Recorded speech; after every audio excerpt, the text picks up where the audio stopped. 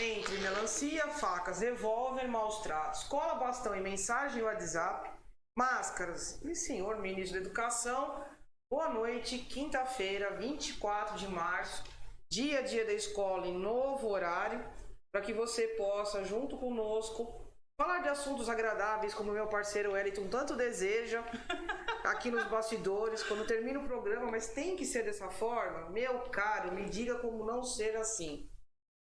E aqui, né, Patrícia, vamos falar dessas notícias tão agradáveis, que quem sabe assim, a gente de uma vez por todas, né, desmistifica e para de romantizar esse dia a dia da escola, ou não leve, né, com tanta ênfase só o nome da escola, entenda que a coisa vai além do nome que você coloca lá na sua reportagem grifando a escola.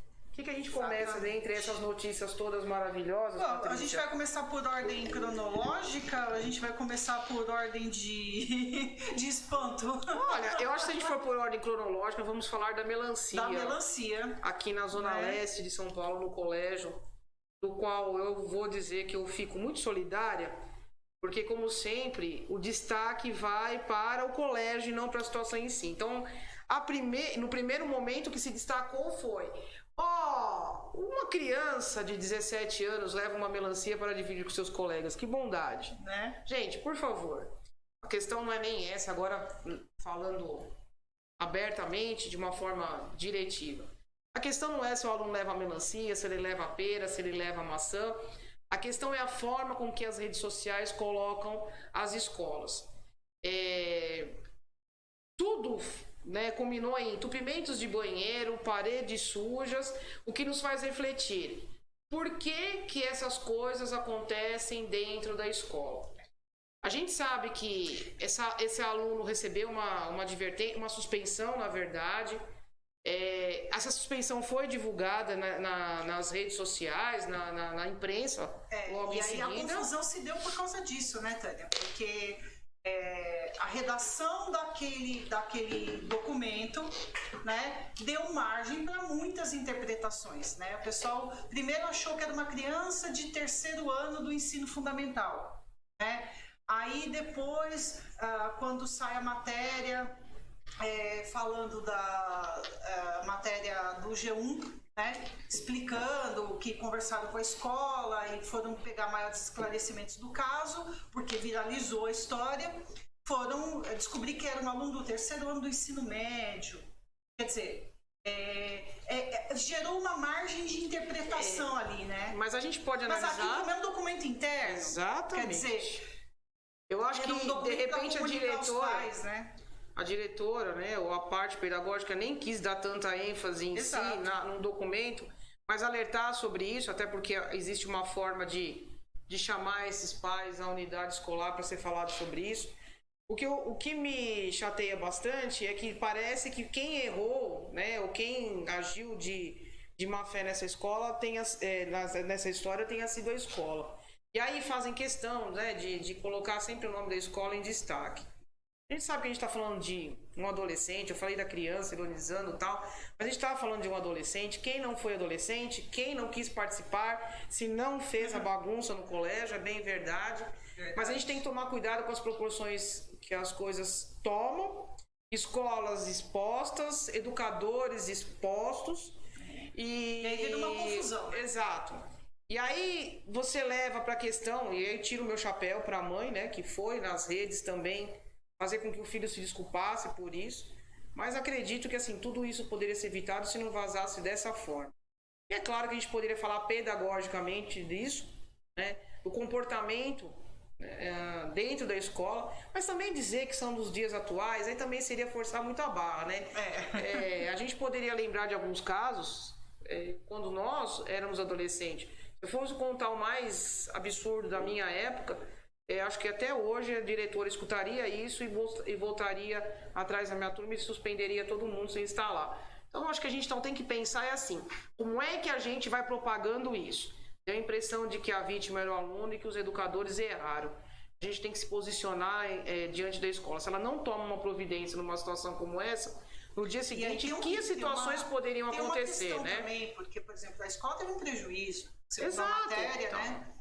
a escola teve que providenciar o desentupimento dos banheiros, quer dizer, é um prejuízo que a escola tem de ter que tirar um funcionário de limpeza para poder fazer isso, ou ter que chamar uma empresa especializada. E toda essa questão, né, quando a gente fala dessa visualização da imprensa.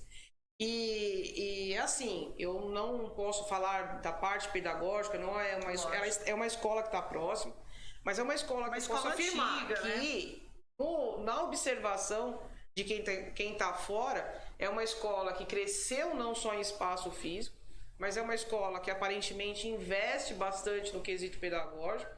Então, assim, é uma história, uma escola, né, gente? Tem todos é uma os história de ensino, é uma escola tradicional no bairro. Eu não tô aqui, né, nem essa questão, né, Patrícia?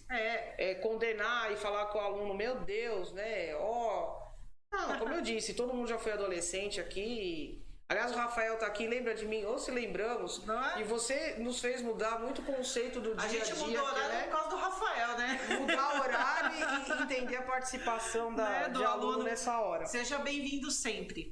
Então é assim, não é crucificando, eu só me pego nessa questão dos destaques que nós damos e julgamos a ação. Muitos de nós educadores, antes de desse esclarecimento, julgamos o espaço, né? Inclusive dizendo, tá vendo? Não é só em escola pública e escola particular. Eu não sei por que a gente ainda fala sobre isso. Já comentamos tantas vezes, escola é escola e as coisas vão acontecer em todas as. Aliás, se a gente passar para o próximo, que é de facada, são escolas particulares e por aí vai. Então acho que é uma análise mesmo. A gente parte da melancia querendo dizer, cuidado quando você faz um pré-julgamento em relação a uma ação e expõe o nome de uma empresa que antes de mais nada é uma escola e trabalhou esses anos todos para contextualizar isso. E parabéns para a mãe pela ação. Eu acho que a gente também precisa se posicionar em casa, porque afinal de contas todo ponto de partida da educação é a família. Acho que é isso, né? Não tem muito que a gente... todo mundo já falou desse assunto, já esgotou esse assunto. Eu acho que só vale o toque mesmo, né? Nesse pra gente quesito. Não deixar passar. Todo mundo está sujeito a passar por uma situação dessa dentro da escola, né? Comportamento do aluno e da escola, no sentido de realmente... eu não digo na punição. A melancia não é um negócio que dá pra você esconder na mochila na entrada, né? Mas então, se a escola tivesse proibido ele de entrar com a melancia, estaria no dia seguinte que o aluno não pode entrar com uma fruta, por isso, por aquilo, outro, tudo mais. Por isso que eu digo, é preciso que a gente contextualize as coisas e pare para pensar nessas coisas, né? A gente vai como é que fala? Vai analisando e a postura da escola tá certa. Se ela não breca esse posicionamento, eu não digo que nem é questão de punição ou não, castigo. A gente dizer, eu gosto de uma colocação do Mário Sérgio Cortella. A gente não está falando de castigo físico, a gente não está falando de exposição, mas é preciso que a gente corrija. E ele fala, né, aqui, mas na escola, não, aqui nessa escola isso não acontece. Ou seja, nesse espaço, é o espaço seu, como é do professor, porém, para uma convivência sadia e organizada, algumas regras vão ser cumpridas. E a gente, é o que eu falei quando eu brinquei no começo. Nós não estamos falando de uma criança de 7 anos, que se fizesse isso, pode ser que não teria nem a ideia do que era jogar essa melancia lá para esconder num vaso sanitário. Ele com 17 anos sabe muito bem os gastos e infortúnios aí que eu causaria para a escola. Então, é isso aí. Eu acho que pensar nesse quesito do outro lado mesmo. E a gente vai para o caso das questões de violência entre alunos nessas escolas que aconteceram, né? O aluno que esfaqueou a colega... Que é outra coisa, que levou um revólver para resolver uma briga, o outro que levou uma granada, né? E são cidades diferentes, né? Um é Belo Horizonte, o outro é São Paulo, né? Então, tem a facada é São Paulo e Brasília, né? A granada, Belo Horizonte. O revólver, na verdade, eu sei que é no interior, mas eu de verdade agora eu não lembro da cidade. Mas foi no interior. E aí, o que me chama atenção nessas questões, primeiro, armas, né? Não interessa de que tipo sejam, mas são armas.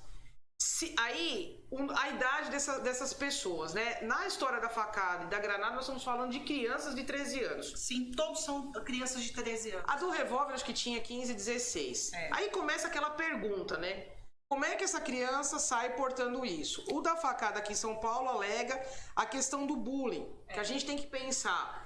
até que ponto o sofrimento vai levar a criança a tomar uma atitude dessa, né? A gente não está justificando mais uma vez, isso aí é fato. Mas existe um sofrimento emocional que leva a criança a tomar essa atitude, Se né? ele não tá facada, ele se suicida, né? Porque o índice, né, do bullying... Foi o que eu falei, a gente vai entrar em setores de filosofia, psicologia, pedagogia, biologia e tudo mais. Mas tem aquela pergunta. Como é que a criança sai portando tudo isso? Onde assim, está, né? E a postura, uma granada e um revólver. Se a criança chega a esse ponto, como é que a gente, enquanto educadora, a gente está lidando com essas posturas dentro da sala de aula, né? A gente estava comentando isso hoje, né, Tânia? A gente, enquanto educador, quanto que a gente intervém nessas posturas, né? A gente vê um aluno sofrendo chacota, a gente vê um aluno sofrendo homofobia, racismo, e a gente quer terminar a apostila. E a gente quer terminar o conteúdo. Quer dizer, deixa eu passar essas situações de fundo socioemocional e isso vai interferir na escola lá na frente, né? Porque a gente acaba deixando passar por conta da correria do dia a dia não dá tempo, ou passou porque eu não vi a situação acontecer. Eu acho que esbarra em tantos assuntos que a gente já conversou, e eu falo sempre isso. Não dá para fazer situações em casos isolados de discussão. Eu poderia até a gente poderia até fazer um gancho, na verdade. Por exemplo, eu queria falar sobre isso. A discussão de usa máscara ou não usa, né? Quando a gente fala que uma criança está portando uma faca, uma granada, o revólver não foi dentro da escola, mas foi ali na frente de uma escola, poderia ter sido dentro dessa escola, como já aconteceu, né? Não seria a primeira vez. Sim. Se a criança é revistada, se existe uma regra da criança ser revistada na entrada, muitos acham isso um exagero, que infringe todas as normas, o ECA e tudo mais. Eu concordo, né? Não dá para você entrar nisso.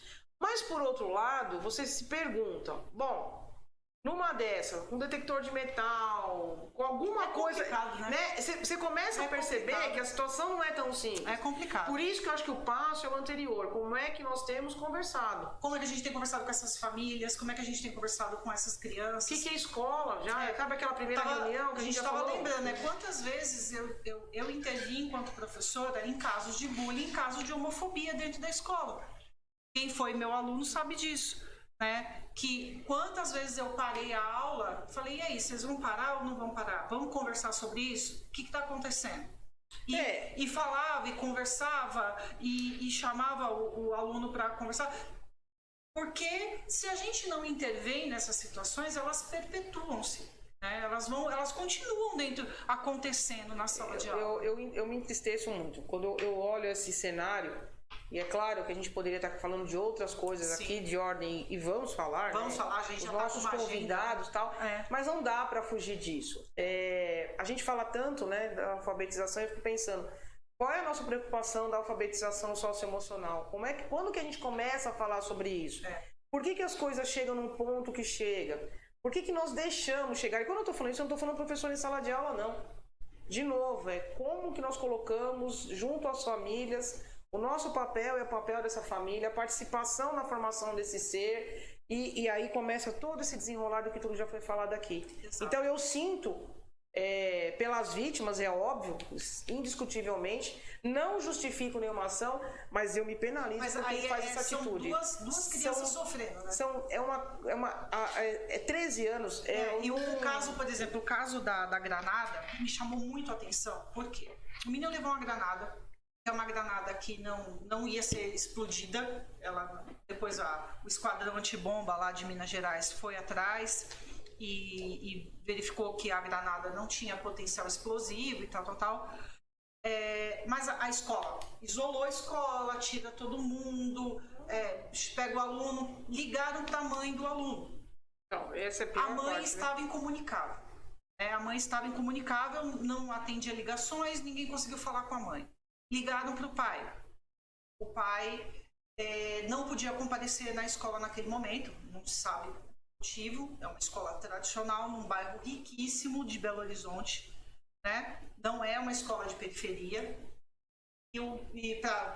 Não que isso justifique ou que tenha alguma relação. Eu acho que é bom que a gente, sim, a gente frisando pra dizer que não é. Porque senão o povo fica achando, fui numa escola de periferia. Não é periferia. Não, foi numa escola, num bairro. São adolescentes. Um bairro tradicional lá, um bairro rico de Belo Horizonte. E o pai falou, não posso comparecer na escola, manda ele pra casa. Não, essa foi a fala que tá na reportagem. É assim, eu não posso comparecer à escola agora, manda ele pra casa.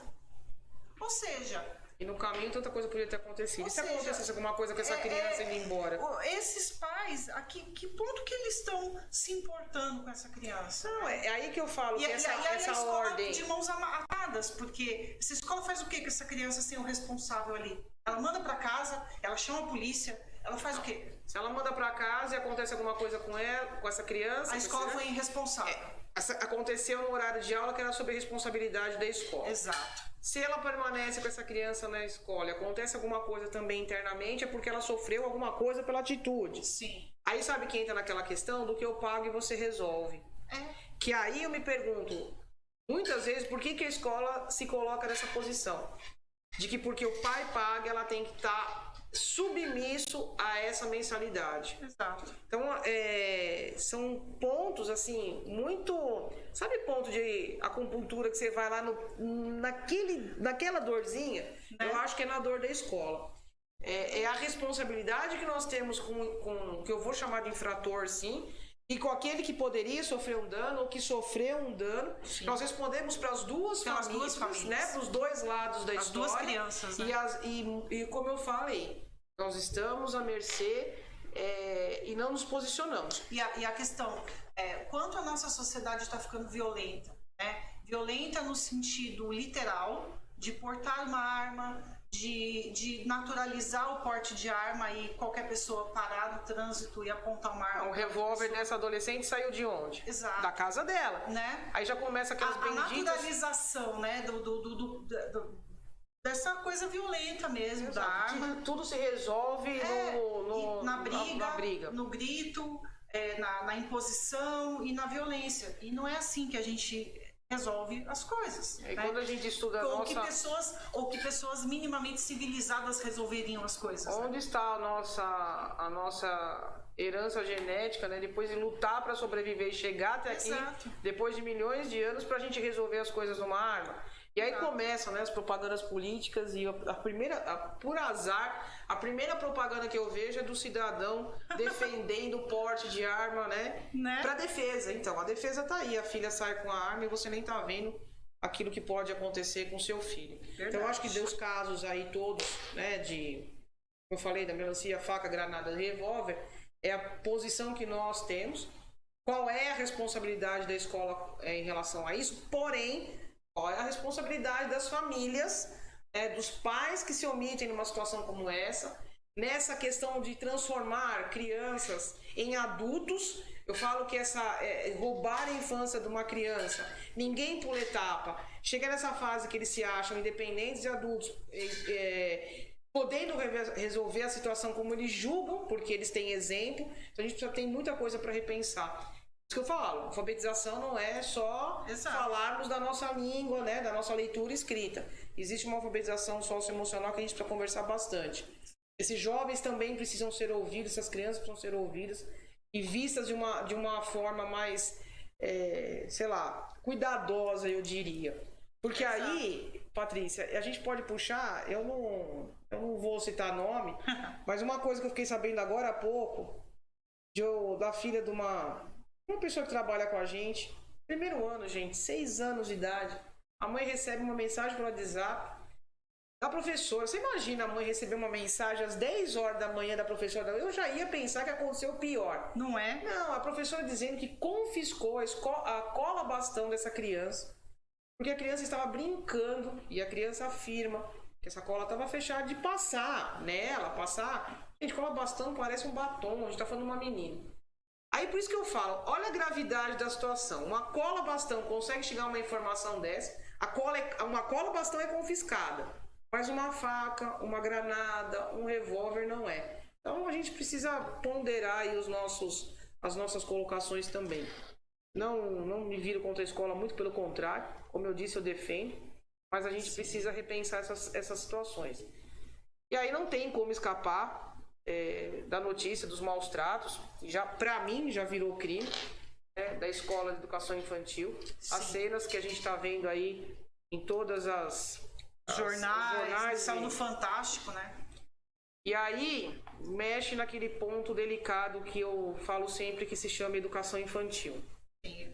A menina dos olhos da Tânia. Pois é. E aí aquela pergunta que fica, né? Em 2010 uma criança morre dentro da escola.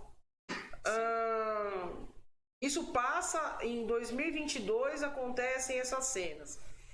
A responsabilidade é somente dessa diretora? Que, lógico, eu nem vou contestar, que aliás, até antes da gente entrar no programa, estava foragida, né? Sim.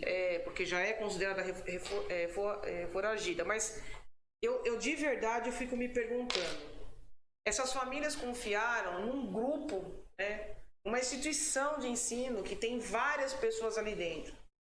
Será que a responsabilidade é tão somente dessa mantenedora?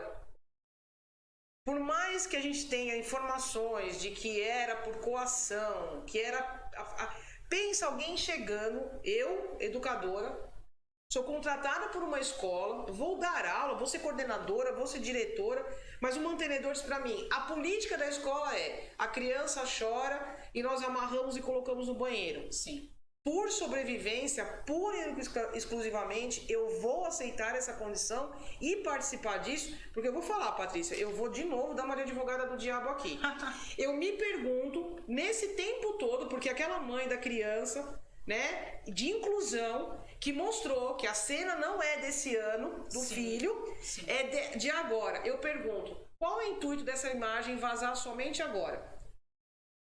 A minha cabeça já viaja no sentido, eu te extorqui, você não, agora eu vou colocar nisso. Sim. Então eu me pergunto, somente responsabilizar a escola e não pensar numa equipe de trabalho que está ali dentro, que já podia ter denunciado isso.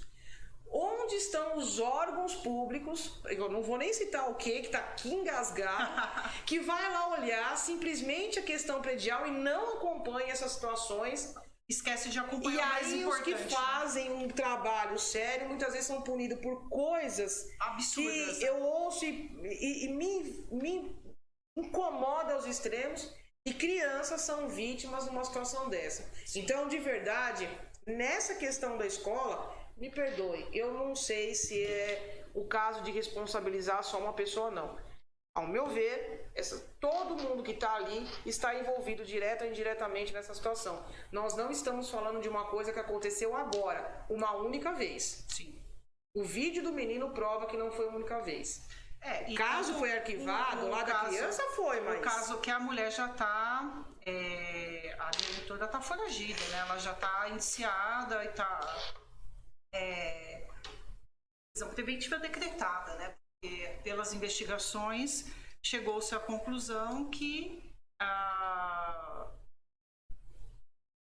as cenas não foram forjadas, pelo menos é o que aparentemente ela estava alegando, né, que era uma coisa forjada. Tanto é que o pessoal, quando aconteceu, eu estava dando um curso e já recebi mensagem para que eu me manifestasse, que eu colocasse, que eu divulgasse, e eu fui bem clara. Depois da escola de base, a gente tem que tomar muito cuidado. A gente acabou de falar da melancia, né?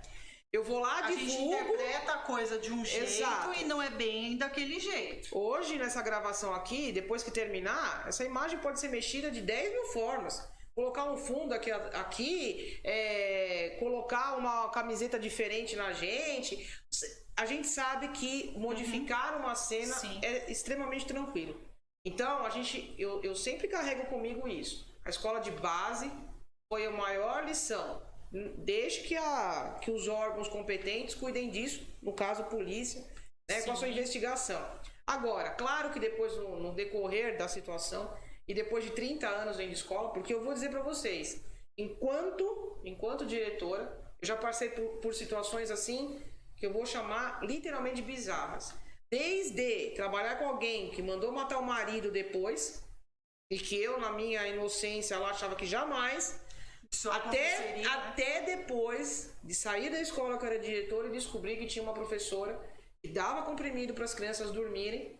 E eu vim saber isso anos depois, com câmeras embaixo dos meus olhos. Então, é assim, existem dois lados? Existem. Mas nessa situação, gente, não tem mais o que contestar. A indignação das famílias. Eu penso nessas crianças, nesse registro traumático.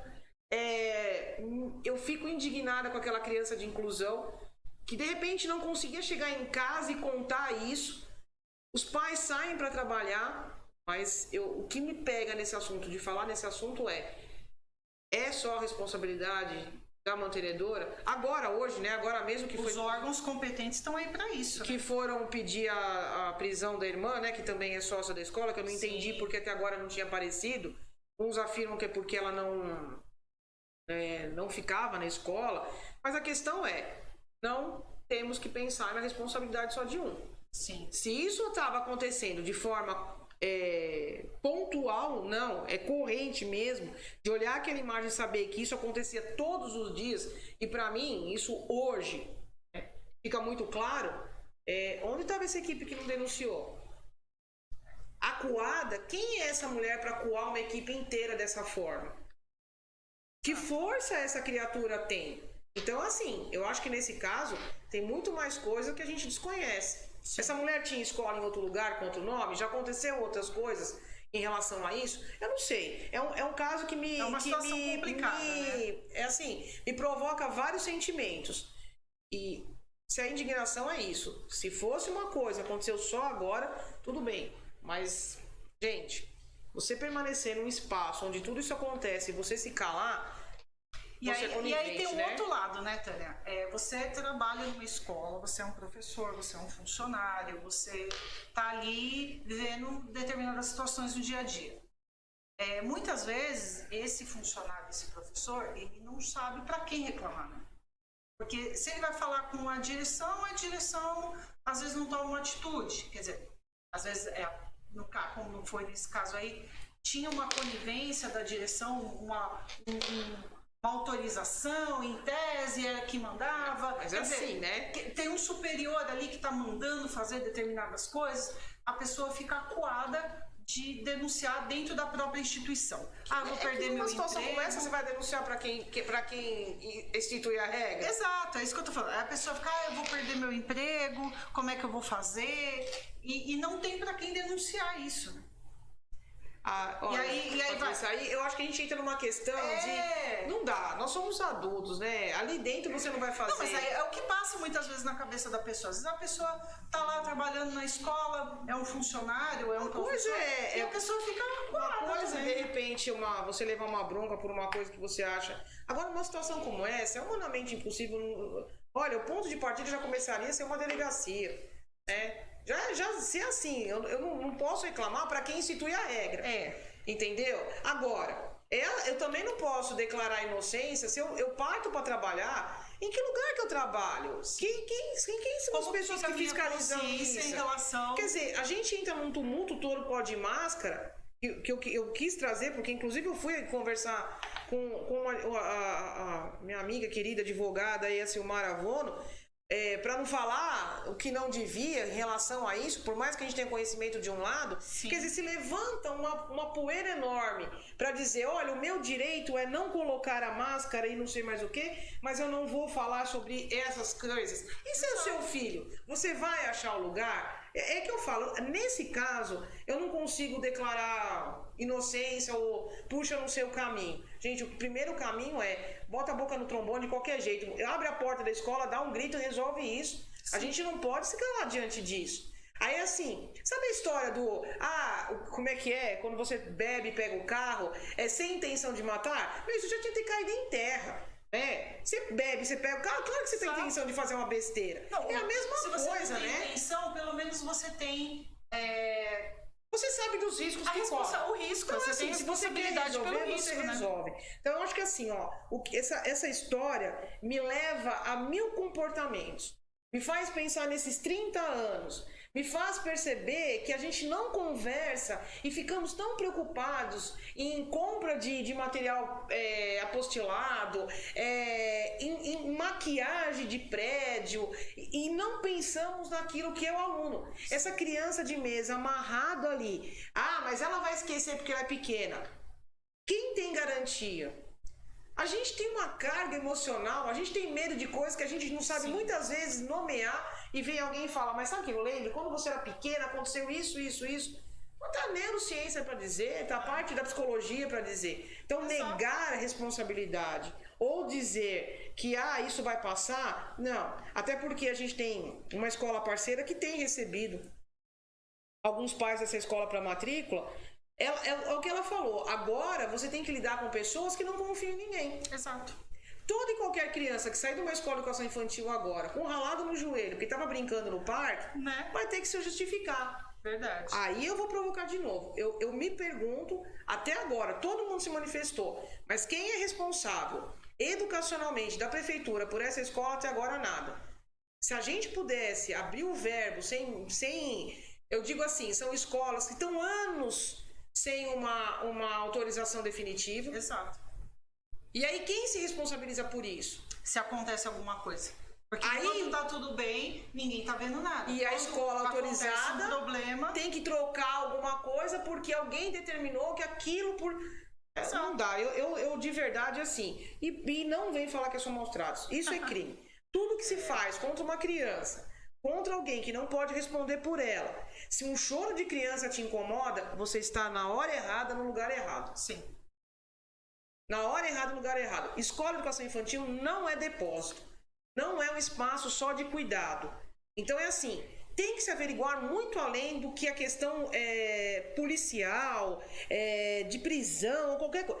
Educacionalmente, onde estão as manifestações em relação a isso? Onde estão esses órgãos que são responsáveis por essa escola? Sim. Não é a primeira vez. Não é a primeira vez. Então, nós, profissionais da educação, como eu sempre digo, a nossa maturidade precisa... Vou fazer a advogada do diabo de novo, né, Tânia? O quanto que essas supervisões também estão sobrecarregadas, né? Quer dizer, é um ciclo, né, de mas todo mundo vai se calando. Não, essas supervisoras estão mesmo. Tem supervisora que tem 23 escolas nas costas. É um 23. ciclo de... Por quê? Porque institucionalizou-se que o serviço público é cabide. O cara fica lá o dia inteiro sem fazer nada. Vai ver a vida de uma supervisora. Exato, agora, isso que eu tô falando. A partir dela, eu já não posso falar nada. Aí...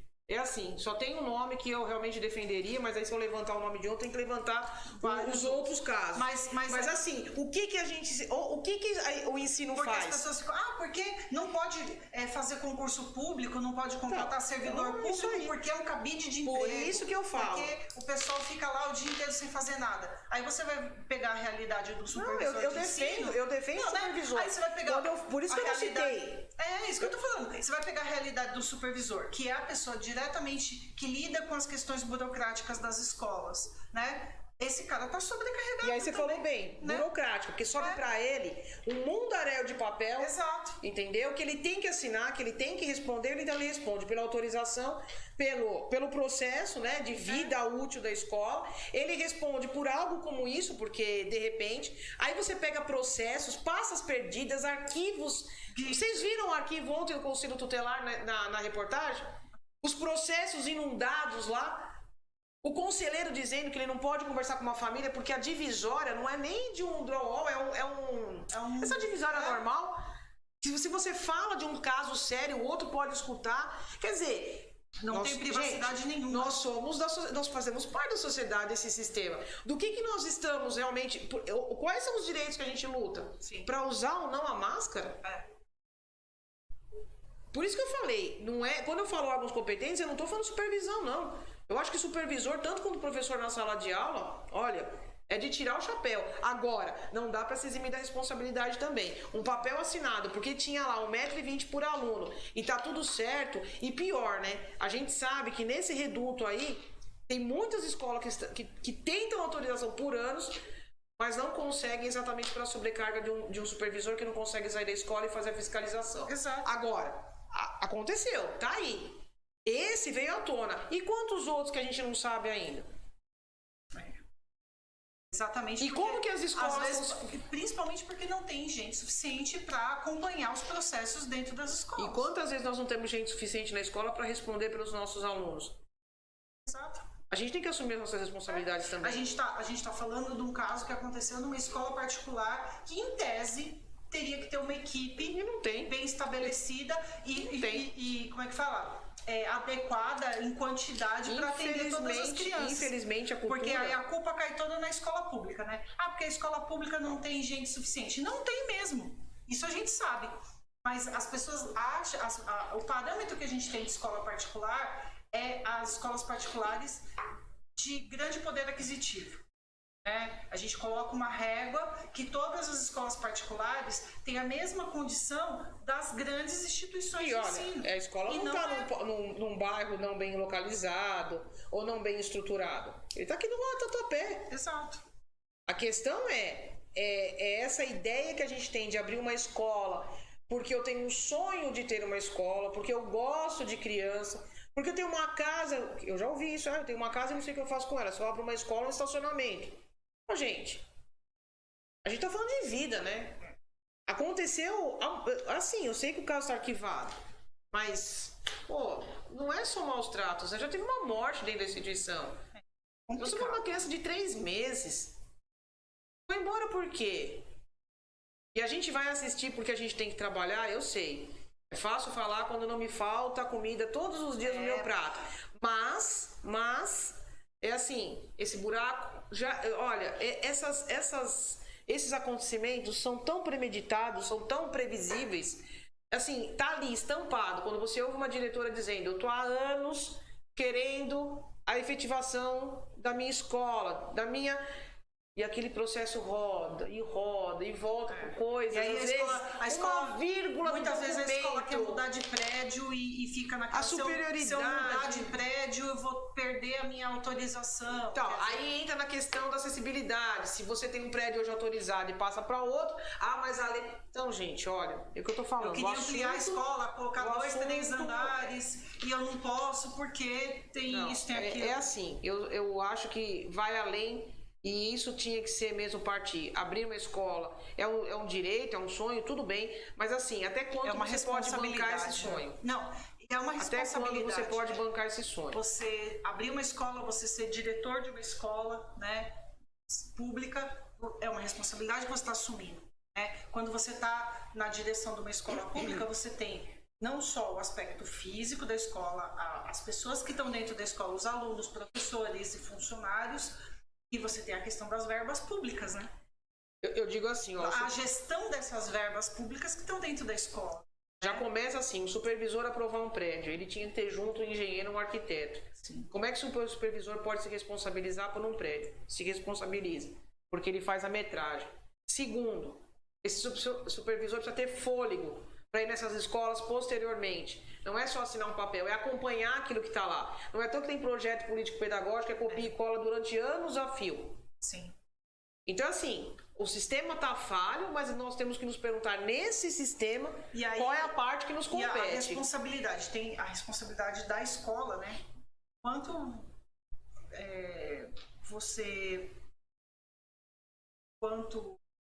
profissional da educação, vai se responsabilizar pelo seu trabalho. Aí você acha curso de pedagogia por R$20.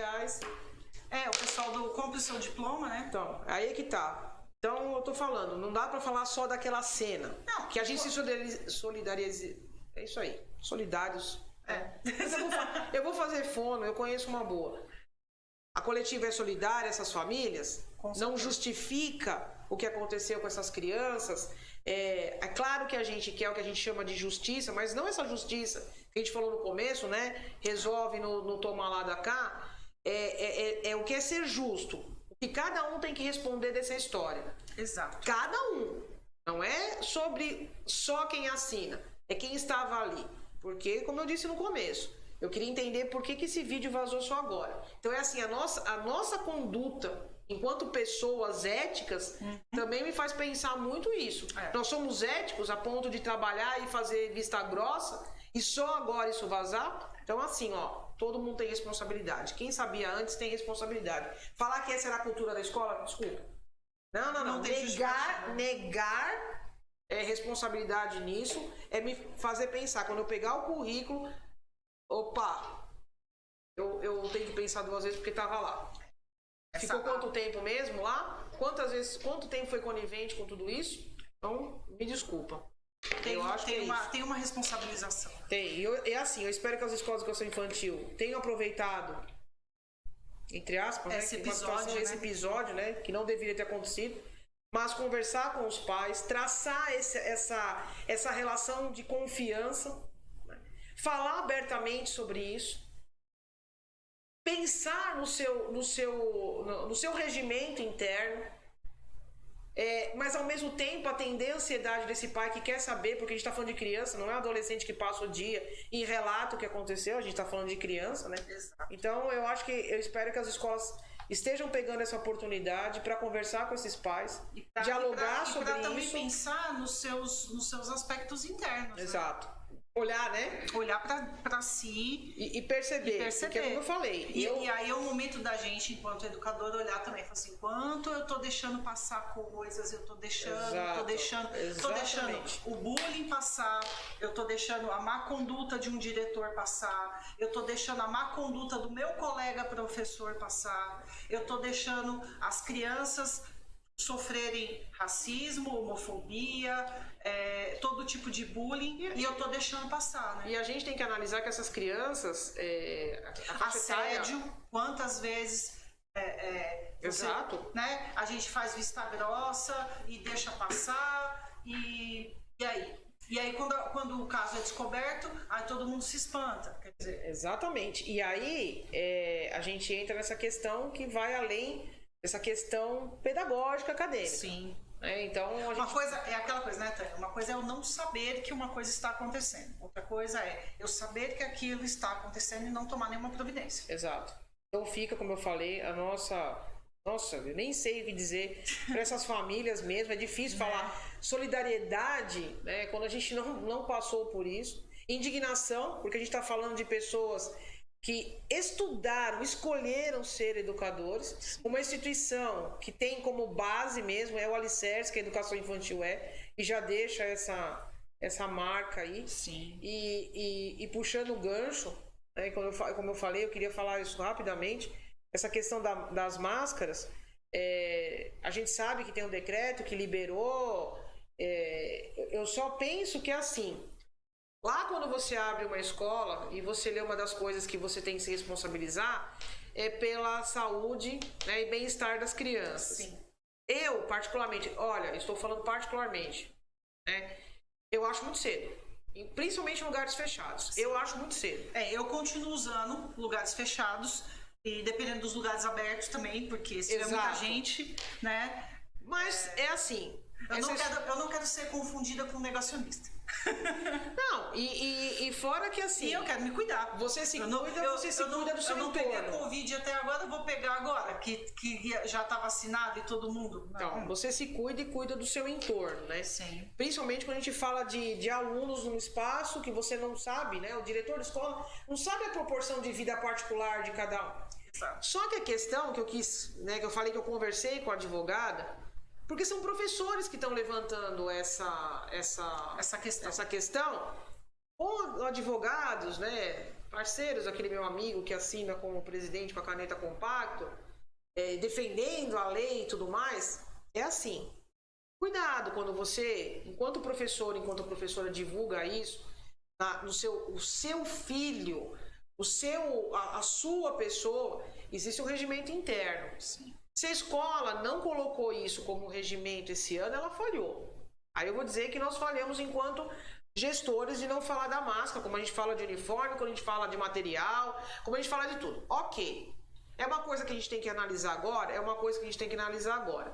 Legalmente você não vai colocar a máscara ali e obrigar? Não. Mas aí eu acho que existe um termo de responsabilidade. Porque existe uma história que é assim...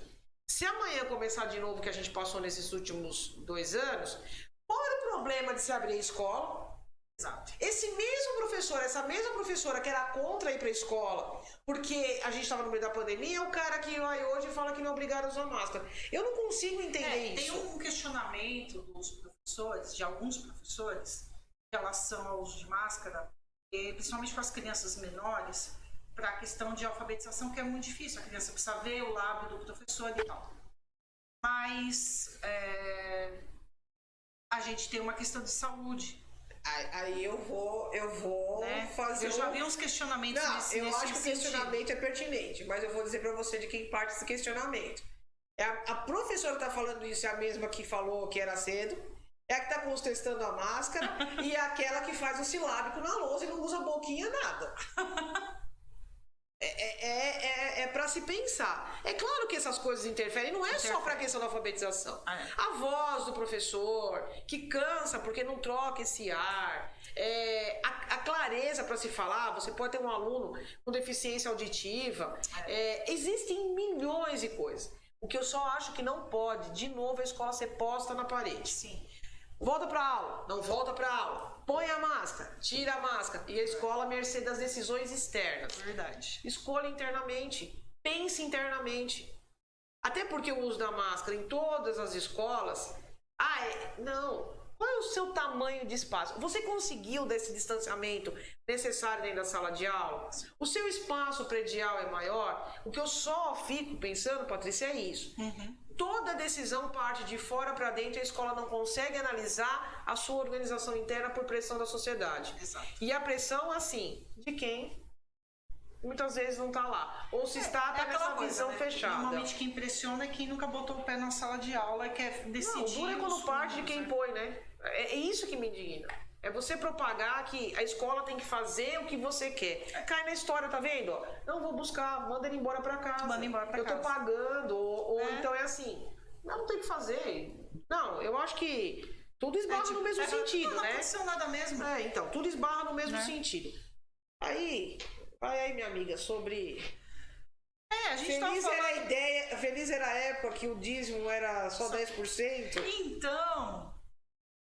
a coisa tá feia. A coisa explodiu aí e deveria ser considerado um dos maiores escândalos, né, de corrupção e de improbidade administrativa dos últimos tempos, né? Que não é uma coisa que, ouvimos falar, peraí, tem vídeos, né, tem áudios... tem uma reportagem extensa e apurada do jornal Estado de São Paulo, tem uma outra matéria prolongada também e apurada pela Folha de São Paulo. Quer dizer, não é um disse-me-disse. Não é fake news da tia do WhatsApp. Exatamente, tirou as palavras da minha boca. Não é o fake news da tia do WhatsApp, entendeu? Tem uma série de vídeos... muitas vezes é tio, né?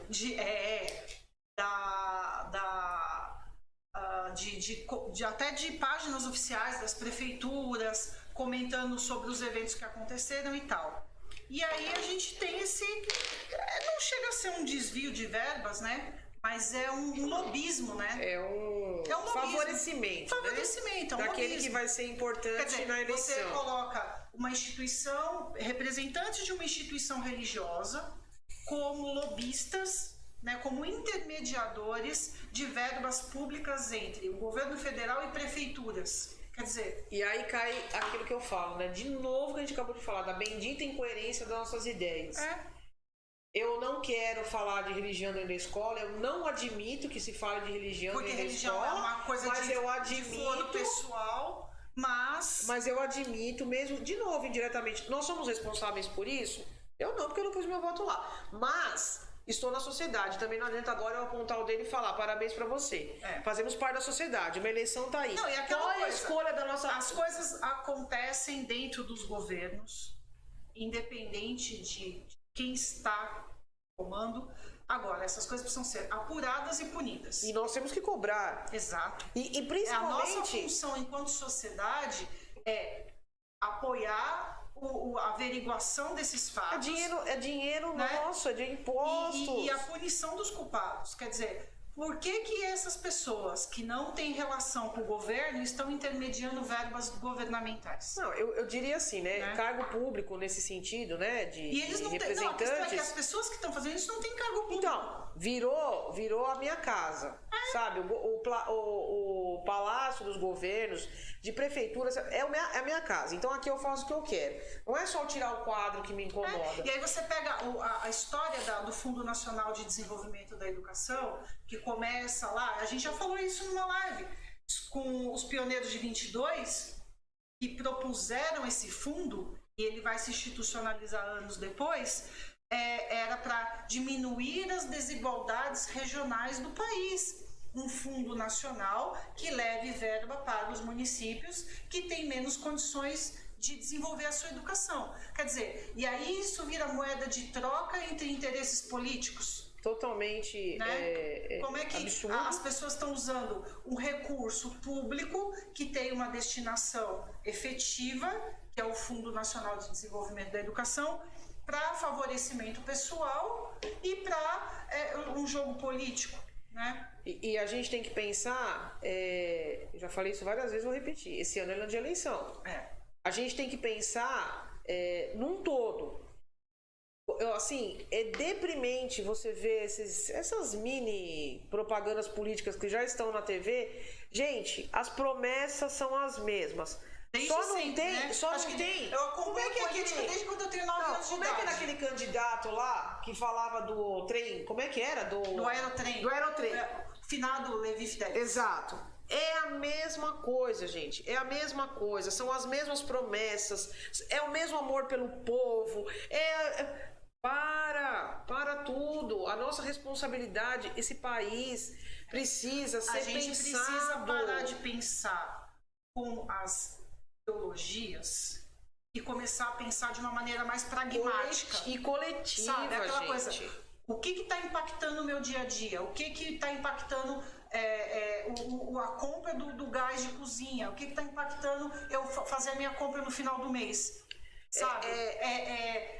Sabe, as pautas moralistas. Pauta moralista não vai melhorar a minha condição de vida. A gente pensa, nós estamos em 2022, uma propaganda política que eu vi quando eu vou fazer 50 anos em setembro, uma propaganda política que eu vi quando eu tinha 7 anos, eu já ouvi essas mesmas pataquadas, essas mesmas promessas, num mundo que se transformou rapidamente, totalmente globalizado. Nós temos que pensar num voto que é coletivo, sim. Porque você que votamos, a gente vota por aquele que lá tá na rua, totalmente fora da realidade. E aí a gente se sente incomodado com o cara, mas assim, a gente também não faz nada para mudar essa situação. É aquela coisa, é análise de projetos políticos, né? A gente tem que parar de olhar a personalização e começar a olhar projetos políticos. Quem é que tem um projeto que beneficia a população? É um nome que eu nunca vi. Mas eu vou votar no fulano porque ele é honesto. Poxa vida, é o mínimo, né? Ser honesto com o dinheiro público é o mínimo que tem que ser. Agora, que projeto político esse cara está encabeçando? Ele está encabeçando um projeto que beneficia meia dúzia ali dos amiguinhos, ou ele tem um projeto político que realmente beneficia a população né? E traz benefícios para a sociedade e melhora a nossa sociedade. A gente vai se envergonhar do nosso país ou a gente vai se orgulhar do nosso país? Quem é que tem esse projeto? A gente precisa pensar no tamanho desse país, na representatividade que ele precisa. Exato. De um ministério. Por quem esse Ministério da Educação é representado? Exato. O que tem sido feito de benefício? Seja pro aluno, mas para esse profissional da educação investir na sua carreira. Quem foi o último ministro da educação que foi professor? Na verdade, o único. Então, eu acho que a gente tem que pensar, e não é levantar bandeiras, como a Patrícia disse, é pensar mesmo num projeto. E aí, outra coisa também, né? Eu não posso votar no meu vizinho porque ele é meu amigo e ele vai me favorecer. Inclusive, o IPTU, de repente, ele consegue.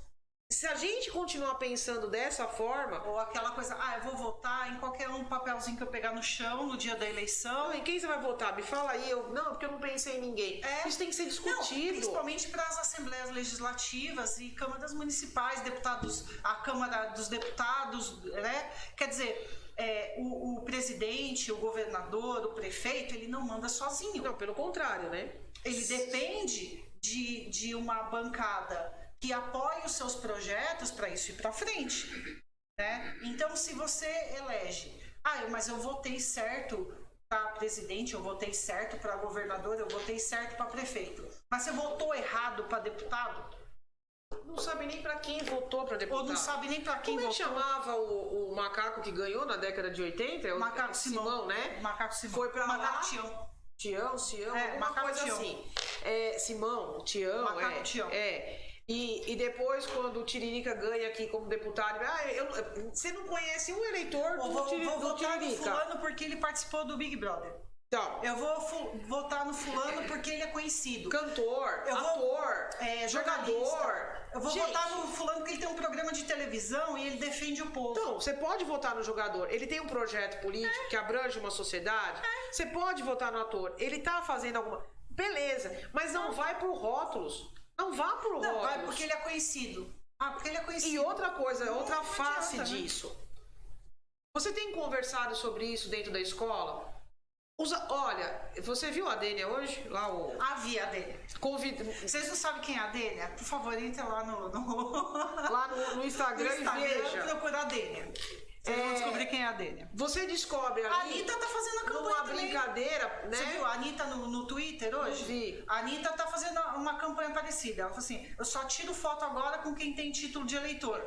Né? Se você tem 16 anos e pedir para tirar uma foto comigo, eu vou pedir o seu título de eleitor. Por quê? Do jeito dela, popular e pop, ela tá fazendo uma campanha para politização das pessoas. Então, agora, olha só quando eu falo que o mundo mudou, né? E a gente precisa... Esses jovens têm a ideia de que a política é essa banalização mesmo. É essa cozinha sem cozinheira, né? Cada um entra e põe o tempero que quiser. O índice de jovens de 16 anos, eu sei que eles podem fazer isso com 18, só que com 18 é obrigatoriedade, né? Que com 16 começam a participar da vida política. Você tem conversado sobre isso? Você tem falado qual é a função realmente? A gente foca no presidente, a gente foca no governador. O cara não sabe o que é um senador, o cara não sabe para que é um deputado, o cara não sabe para que é um vereador. Será que se você começar a colocar dentro da escola movimentos, que eles façam entender esse movimento, de um grêmio estudantil sério, de que esse cara... A gente precisa começar a fazer movimentos. E isso é um movimento forte de educação. Porque quando a gente fala desses desvios, a gente não está falando de um único número que foi para lá. A gente está falando de pessoas que fazem isso embaixo das nossas barbas, sabendo que isso corre o risco a qualquer momento de vazar, porque hoje, gente, de verdade, você tem câmera, o meu vizinho tem câmera virada para todo lado e consegue ver a rua inteira. Ou seja, você monitorado 24 horas por dia. Ele tá com medo que isso vazasse? Não. Por quê? É o que você falou no começo. Plausível de um processo, plausível de uma cassação. Tá? Vai acontecer alguma coisa? Vamos pensar aqui. Vendo os dados aqui, em 2014, você tinha 25% de jovens entre 16 e 17 anos, 25% de jovens que tiraram o título de eleitor.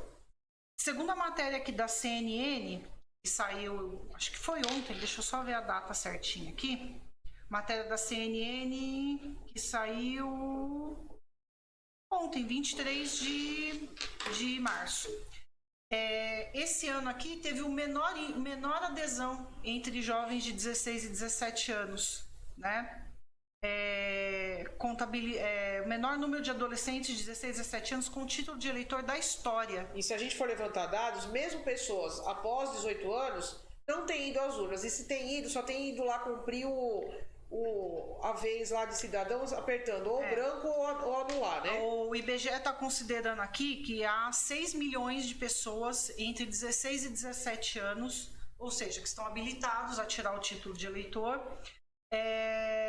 Porém, o número de jovens que fez o seu cadastro para o título de eleitor é de 13,6%. Agora, temos que fazer uma pontuação aí, né? Não é esse jovem ir lá e somente tirar o título. Em 2018, no mesmo período, você tinha 23% de jovens eleitores.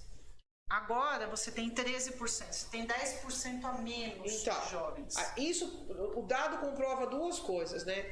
Essa visão que ele tem da política pouco séria. Sim. Mas, como eu falei, tem um ponto muito importante. Não é só fazer esse jovem ir lá, tirar... Não, né? Porque hoje você faz pela internet. O título de eleitor. é a consciência que esse jovem tem quem vai votar. Porque na última eleição, assim, quem que você votou? Votei no que meu pai falou. Segundo a matéria aqui, para especialistas, o desinteresse dos mais jovens pela política é a força motriz para a baixa procura pela emissão do título.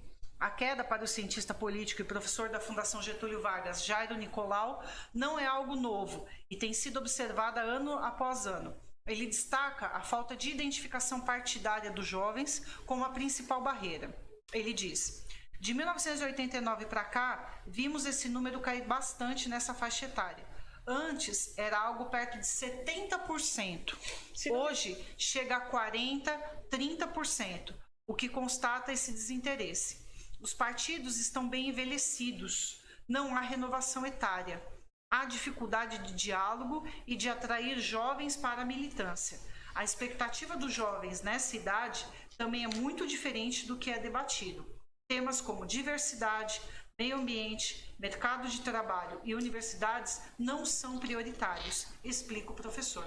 Ou seja, o jovem está preocupado com coisas que estão no cotidiano dele.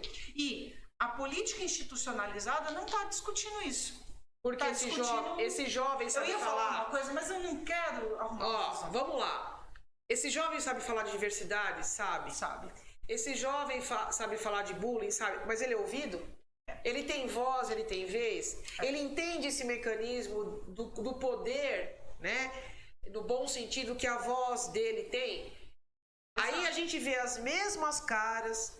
As mesmas coisas acontecendo anos a fio. Se eu não me falha a memória, eu tenho quase certeza, a primeira geração que tirou o título de eleitor aos 16 foi a minha. Se não foi no ano que eu fiz 16, foi no que eu fiz 15, né? Que a galera começou a tirar. Quer dizer, a primeira eleição foi 89. Então, aí aquela galera naquela época ali. Então a gente vai eu ainda não podia tirar título nessa eleição. Foram anos, né? De uma abertura, de uma conversa que demorou, né? Pra culminar no que a gente tá vendo agora. Eles não se acham. Só que assim, olha, sentar com eles e conversar sobre esses assuntos, você aprende todo dia. Exato. Então, a gente não tá dando essa voz dessa vez e ao mesmo tempo não tá instruindo, né? Não tá educando politicamente. E aí, nesse quando a sentido escola vai falar da questão política, o professor está doutrinando o meu filho. Exato. Entendeu? Aí fica difícil, né? Então, a gente aí a gente joga uma responsabilidade e a gente não pode assumir essa responsabilidade, porque as famílias não incentivam essa criança, esse jovem a tirar o título de eleitor, muitas vezes porque às vezes esse pai também não tem consciência política. Né? Se a escola vai tratar desse assunto, como é o caso da questão de gênero, como é o caso de sexualidade, tá doutrinando meu filho. Aí quando acontece um problema, a culpa é da escola. Agora você não tá podendo nem falar da teoria da evolução de Darwin, né? Não pode mais, já tem uma Temos um grande problema aí, como se isso esbarrasse em outras coisas. Exato. Se a gente olhasse pra fé e pra ciência, a gente vai entender e aí que a gente dá vai pra caminhar. esbarrar numa questão moralista que vem de uma conduta religiosa. Ou seja, conveniente, a gente volta lá na questão das verbas. Essas pessoas que estão intermediando essas verbas, elas não estão intermediando só as verbas públicas, elas estão intermediando o pedagógico, elas estão intermediando o currículo que a escola tem que trabalhar. E você sabe qual é a torneira que, assim, o professor Altino tem colocado bastante parabéns, professor. Então, para mim, um exemplo na educação, falando dessa formação inicial que é a educação infantil.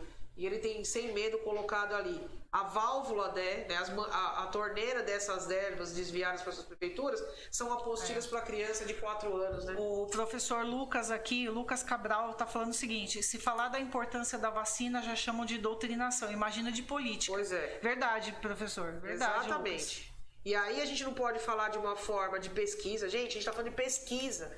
A gente está falando de anos. A gente precisa até olhar essa pesquisa de novo. É como eu falo, a pedagogia é uma ciência, ela é uma busca, e a gente precisa voltar a essa, e não pode se falar isso com quem vai herdar futuramente essa sociedade. Exato. Então, assim, para quem que nós vamos deixar tudo isso?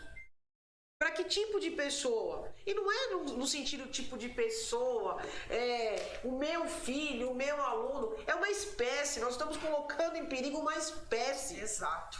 que tem uma carga de ir lá no seu encéfalo para defesa e sobrevivência, né? E a gente quer doutrinar. Por favor. E né? aí, quando acontece... Doutrinação é isso. Não, e aí, quando acontece esse tipo de coisa, as pessoas ficam anestesiadas. Elas não sabem como reagir. Elas não sabem como reivindicar os seus direitos. Por quê? Porque parece que tudo é normal. Parece que as coisas estão acontecendo. Eu entro no carro bêbado e eu não tinha intenção de matar a Patrícia. Eu não engulo isso. É isso aí. É tudo isso. Mas aí... Eu nunca tenho intenção de nada. Eu sei que é errado. Que pode dar uma coisa errada, mas eu não tinha intenção. É mais fácil eu dizer que eu não tinha intenção. Ou então ela pede desculpa, né? Não, desculpa, não foi bem assim. Eu acho que errar, a gente já falou isso várias vezes, né? Faz parte do processo, a gente não vai acertar. A própria ciência, né? É uma tentativa de erro e acerto para chegar num progresso científico aí, né? Numa tese, numa teoria, numa vacina, Só que assim, a gente precisa repensar. E aí a gente...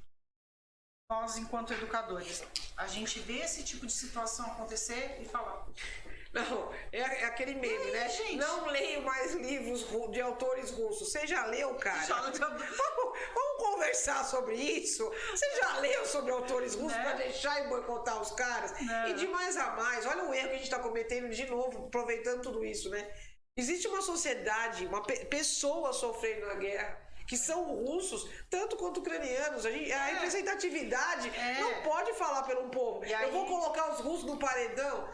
Em breve a gente vai falar com especialistas sobre isso, a gente vai aprofundar mais esse assunto.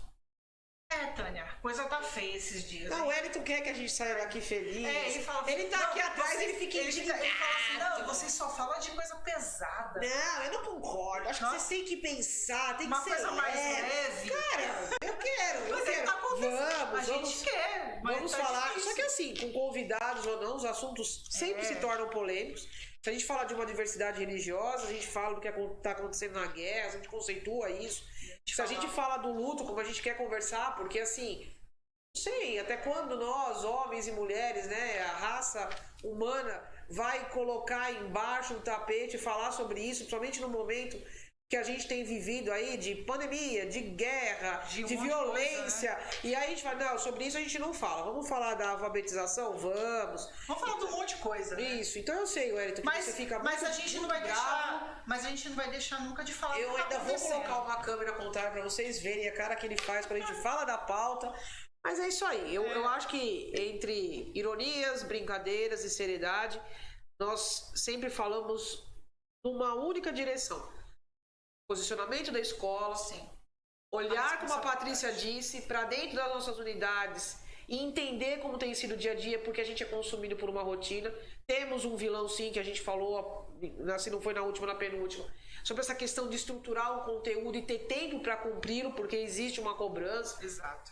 Eu acho que a ideia é essa. Vamos repensar. Se a gente ainda quer ter uma continuidade sadia, a gente pode ser feliz. A gente pode ser feliz com o que a gente faz dentro da escola. Exato. A gente pode ser feliz enquanto pessoa, se a gente realmente discutir, abranger isso. Hoje uma amiga, quando eu coloquei uma postagem, né, sobre a terceira idade, quem educa é a família. Eu concordo, Cris, eu vou bater sempre que a primeira instituição é a família, mas a gente não pode esquecer que nem todos pensam assim, nem todos têm uma família para isso, e existe uma sociedade doente, e legalmente está lá. Educação é dever da escola, da família e da sociedade. Então, a gente tem que cumprir a nossa parte. Então, a educação não depende só de um desses pilares. Não. Segundo a nossa legislação, a educação é dever da família, da escola. Senão a gente vai cair naquela escola. Quem educa é a mãe, quem trabalha. Nós vamos voltar nessa mesma filosofia. A escola ensina a matéria e a família ensina a educação, né? Aí as pessoas falam, não, mas o mundo sempre passou por crise. Gente, eu concordo.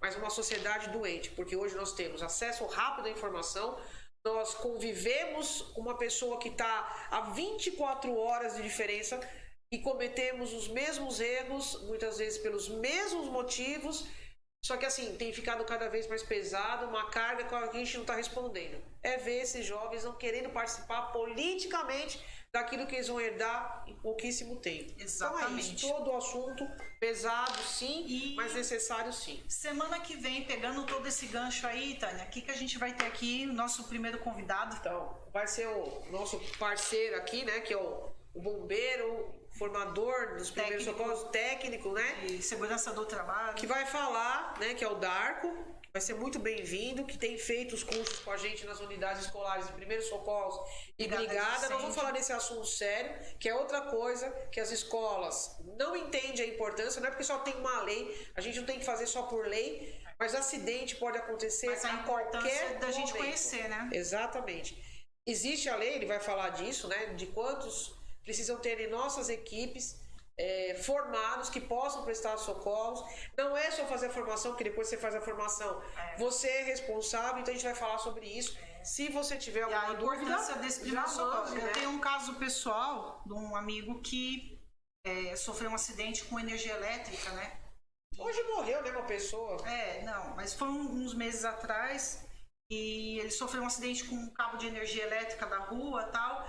Ele foi salvo, né? A gente tem uma fé, a gente acredita num sobrenatural, mas muito porque uma outra amiga que trabalha na rede de saúde conseguiu fazer os primeiros socorros. Exatamente. Né? Você está caminhando na rua, como eu falei, somos responsáveis pela nossa sociedade, fazemos parte dela, somos parte de um sistema, inclusive na preservação da vida, como um todo mesmo, né? Como essa parte palpável aqui. Então o Darko vai estar com a gente. Se você tiver alguma dúvida e já quiser enviar, né? Já mandar perguntas, ele vai estar aqui. Aí a gente vai participar.